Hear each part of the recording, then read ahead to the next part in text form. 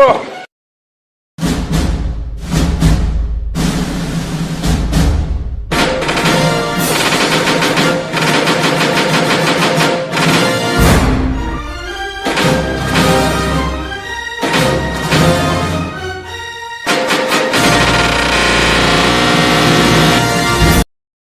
warahmatullahi wabarakatuh. Perkenalkan, nama saya Nur Muhammad Asadullah, dari Prodi Pengembangan Masyarakat Islam Fakultas Dakwah Universitas Kyai Haji Ahmad Siddiq Jember. Dengan tujuan membuat video ini untuk melengkapi syarat ujian akhir semester dengan matkul Pengembangan Masyarakat Islam yang diampu oleh Bapak Hilmi Azizi. Baiklah, yang pertama yaitu apa yang Anda ketahui tentang mata kuliah Etika Pengembangan Masyarakat. Etika Pengembangan Masyarakat mengacu pada prinsip-prinsip moral dan nilai yang terkait dengan upaya meningkatkan kualitas hidup dan kesejahteraan masyarakat. Secara keseluruhan, etika pengembangan masyarakat melibatkan penerapan nilai yang berhubungan dengan keadilan, keberlanjutan, tanggung jawab sosial, dan penghargaan terhadap keanekaragaman kebudayaan. Pertanyaan yang kedua yaitu dalam menjalankan tugas profesionalnya, seorang pekerja sosial harus memiliki standar perilaku. Sebutkan dan jelaskan standar perilaku seorang pekerja keras. Standar perilaku pekerja sosial adalah seperangkat pedoman etika dan prinsip yang mengatur perilaku dan praktek profesional pekerja sosial. Berikut ini ada beberapa standar perilaku umum yang sering diterapkan oleh para pekerja sosial. Yang pertama yaitu pelayan pada klien, kompetensi profesional, privasi dan kerahasiaan. Yang keempat, anti diskriminasi. Yang kelima, kode etik profesi. Yang keenam, kolaborasi. Dan yang ketujuh, keberlanjutan sumber daya. Yang pertama yaitu pelayanan kepada klien. Pekerja sosial diharapkan memberikan pelayanan yang berkualitas kepada klien mereka. Mereka harus menunjukkan empati, penghormatan, dan perhatian terhadap terhadap kebutuhan, keinginan, dan hak-hak klien. Pekerja sosial harus memastikan bahwa klien terlibat dalam proses pengambilan keputusan yang mempengaruhi kehidupan mereka. Yang kedua yaitu kompetensi profesional. Pekerja sosial harus mempertahankan dan meningkatkan kompetensi profesional mereka. Mereka diharapkan memiliki pengetahuan, keterampilan, dan pemahaman yang relevan dan praktek pekerjaan sosial. Pekerja sosial juga terus belajar dan mengikuti perkembangan dan bidang pekerjaan sosial. Yang ketiga yaitu profesi dan kerahasiaan. Pekerja sosial di sini harus menjaga privasi dan kerahasiaan klien mereka. Mereka harus menghormati klien untuk menjaga informasi pribadi mereka tetap rahasia, kecuali jika ada ancaman terhadap keselamatan klien atau orang lain. Jadi di sini sebagai pekerja sosial itu harus siap untuk menjaga privasi kerahasiaan kliennya. Yang keempat yaitu anti diskriminasi. Pekerja sosial harus berkomitmen untuk tidak mendiskriminasi klien mereka berdasarkan ras, agama, etnis, gender, dan orientasi seksual dan karakteristik pribadi lainnya. Mereka harus mempromosikan kesetaraan dan keadilan dalam pelayanan sosial. Yang keempat yaitu anti diskriminasi. Jadi sebagai pekerja sosial tidak boleh membeda-bedakan antara satu sama yang lainnya, entah itu dari ras, agama, etnis, maupun gender, orientasi, dan lain sebagainya. Yang kelima yaitu kode etik profesi. Pekerja sosial harus mematuhi kode etik mereka seperti kode etik NASW, National Association of Social Workers di Amerika Serikat. Kode etik tersebut memberikan panduan tentang tanggung jawab profesional, hubungan dengan klien, dan standar perilaku yang harus diikuti oleh pekerja sosial. Yang keenam yaitu kolaborasi dengan profesional lainnya. Pekerja sosial sering bekerja dan multidisiplin dengan profesional lain seperti psikolog, konselor, dan dokter.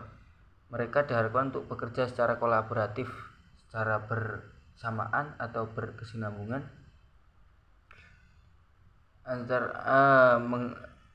secara kolaboratif dan menghargai peran dan kontribusi masing-masing profesional. Jadi sebagai pekerja sosial itu harus bisa berkolaborasi dengan profesional lain.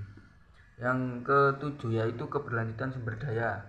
Pekerja sosial harus mempertimbangkan keberlanjutan sumber daya dalam pekerjaan mereka. Mereka diharapkan mempromosikan penggunaan sumber daya dengan bertanggung jawab, melibatkan klien dalam perencanaan dan pengambilan keputusan yang berkelanjutan, serta mempertimbangkan dampak pekerjaan mereka terhadap lingkungan.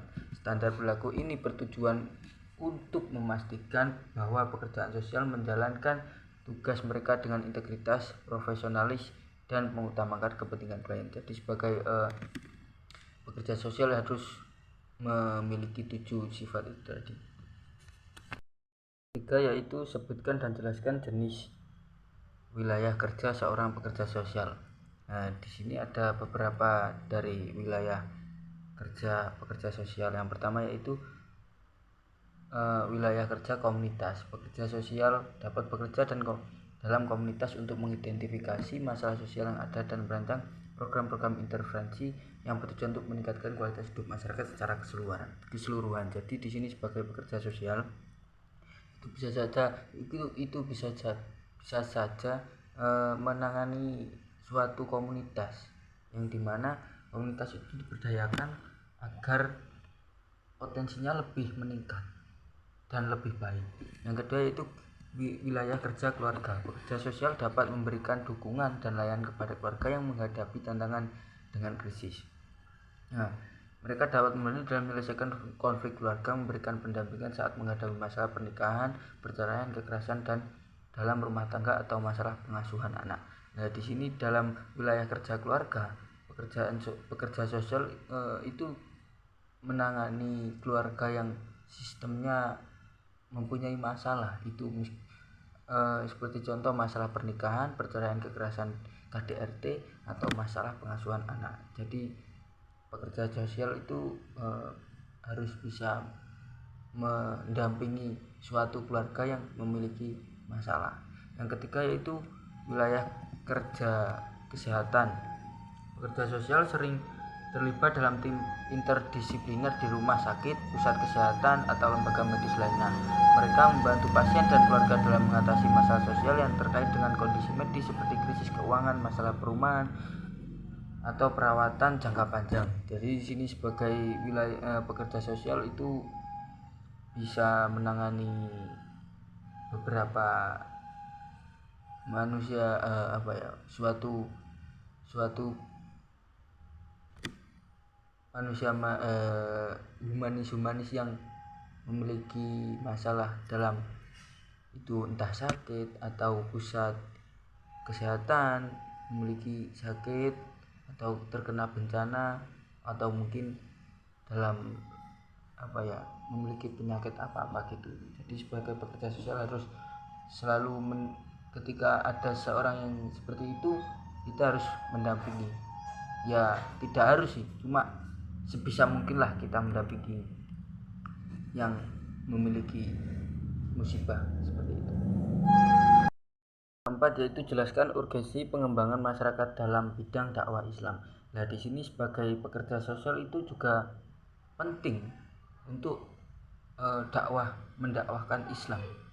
Jadi di mana sebagai pekerja sosial itu tidak harus bisa pada kemanusiaan juga, namun juga dalam penyebaran agama Islam itu juga dianjurkan bahwa entah itu agama Islam atau agama Kristen atau agama yang lainnya itu dia harus mendalami dalam ajaran agamanya. Nah, di sini ada beberapa alasan mengapa pengembangan masyarakat dalam bidang dakwah yang dianggap penting. Yang pertama yaitu penyebaran nilai-nilai Islam, yang kedua penyebaran ilmu agama, yang ketiga pembangunan moral dan etika, yang keempat perlawanan terhadap radikalisme dan ekstremisme, yang kelima pemberdayaan masyarakat. Jadi pada kelima itu tadi sangatlah penting bagi pekerja sosial untuk mendakwahkan agamanya masing-masing.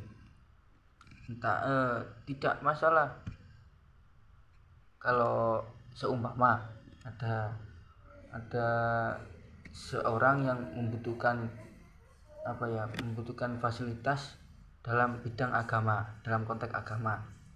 Nah itu kita yang satunya, yang fasilitatornya itu seorang muslim, yang membutuhkan fasilitas itu seorang non muslim. Jadi kita sebagai non muslim itu juga tidak masalah, akan tetapi jangan terlalu mendalami agamanya juga. Kita serahkan kepada teman kita yang non muslim untuk membantu seseorang yang membutuhkan fasilitas agama ini. Jadi kita saling menyambungkan lah, entah itu bagaimana dari teman ke teman gitulah. Jadi di sini pekerja sosial itu juga sangat penting dalam bidang agama Islam untuk membangun masyarakat yang berdasarkan pada nilai-nilai Islam, meningkatkan pemahaman agama dan membangun moral, etika dan yang kuat dan melawan radikal. Lalu yang kelima yaitu pertanyaannya, sebagai calon fasilitator atau pekerja sosial, sumbangsi apa yang akan Anda berikan untuk memberdayakan dan mengembangkan masyarakat di sekitar Anda? Nah, jadi di sini sebagai calon pekerja sosial ada beberapa sumbangsi yang dapat saya berikan untuk memberdayakan dan mengembangkan di sekitar saya. Di sini ada 5 sumbangsi yang mungkin kalau saya menjadi calon pekerja sosial. Yang pertama itu pendidikan dan pelatihan, mengadakan pendidikan dan pelatihan, entah itu dari kaum ibu-ibu, remaja, anak-anak itu, agar dia itu bisa memperkembangkan potensinya masing-masing, bagaimana untuk mengetahui potensi mereka yang dia miliki. Yang kedua yaitu pembangunan ekonomi lokal. Nah, di sini sebagai fasilitator atau pekerja sosial itu, kita ketika ada seseorang yang membutuhkan pekerjaan atau membutuhkan ekonomi yang kurang, itu kita harus membangun atau membantu ekonomi lokal. Yang contohnya ya kita bantu untuk mendirikan warung, UMKM kecil-kecilan begitu, seperti apa gitu. Yang ketiga yaitu penyuluhan dan konseling. Kita di sini sebagai pekerja sosial juga bisa mengadakan acara-acara seperti penyuluhan dan konseling, yang dimana itu untuk memberikan sebuah sangu kepada masyarakat yang membutuhkan, yang itu entah untuk memperkembangkan dirinya lah. Lalu yang keempat yaitu advokasi dan pemberdayaan. Yang kelima pemberdayaan perempuan dan anak. Nah, di sini sebagai calon pekerja sosial, saya mungkin akan mengadakan pemberdayaan anak-anak dan perempuan. Jadi di sini juga penting untuk anak-anak dan perempuan, yang dimana sebagai perempuan itu selalu direndahkan, sangat diremehkan untuk kaum laki-laki itu entah bagaimana kita membawa seorang perempuan itu untuk memperdayakan perempuan itu untuk pengetahuan mereka, atau memerangi kekerasan gender dan mendorong kesetaraan gender, atau meningkatkan keterampilan dan pengetahuan mereka. Nah, di sini kita kan bisa melihat bahwa pekerja sosial itu bisa mengayomi juga pada sosok perempuan. Jadi pokoknya humanisme, manusia yang sekiranya membutuhkan pendampingan pada kehidupannya. Di setiap komunitas memiliki kebutuhan yang berbeda. Oleh karena itu saya akan berusaha untuk terus mendengarkan dan berinteraksi dengan masyarakat untuk memahami kebutuhan mereka dengan lebih baik. Dengan bekerja sama dan kolaborasi yang kuat, saya berharap dapat membantu masyarakat dalam meningkatkan kualitas hidup mereka dan mencapai kemandirian yang berkelanjutan. Jadi ya, semoga kalau saya menjadi pekerja sosial atau fasilitator itu bisa memberdayakan seorang yang ada di sekitar saya untuk lebih maju dan berpotensi lebih. Sekian dari saya, terima kasih. Wassalamualaikum warahmatullahi wabarakatuh.